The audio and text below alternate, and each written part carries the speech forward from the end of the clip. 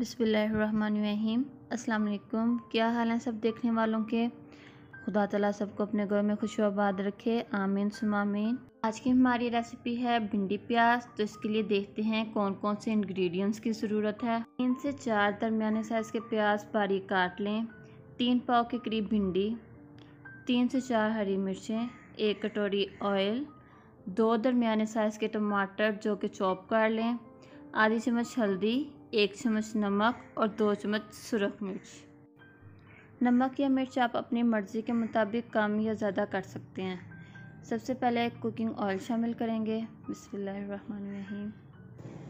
Cooking oil शामिल करने के बाद कटी हुई प्याज शामिल करेंगे।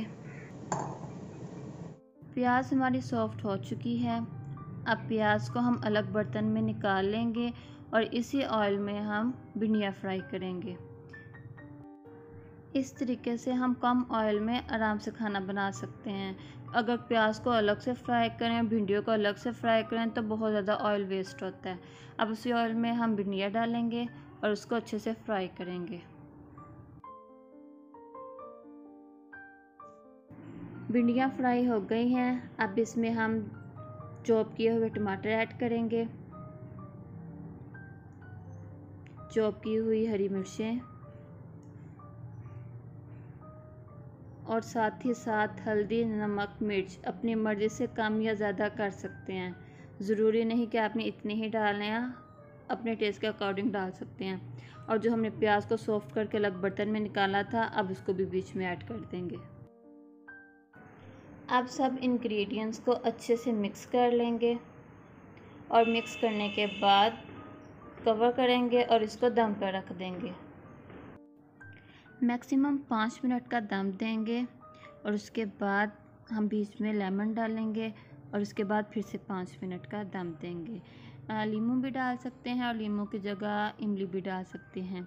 लीमू तो बिल्कुल लास्ट में डालते हैं और अगर इमली डालें तो वो फिर टमाटर के साथ ही ऐड करनी होती है।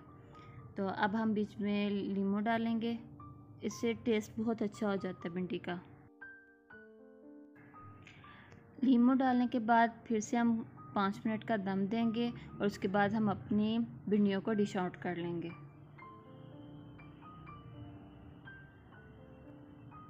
भिंडियाँ हमारी बिल्कुल तैयार हैं।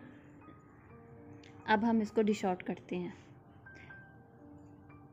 गरम चपाती के साथ सर्व करें। मुझे अपनी दुआओं में याद रखिएगा। मिलते हैं अपनी नेक्स्ट वीडियो में। तब तक के लिए अल्लाह हाफ़िज़।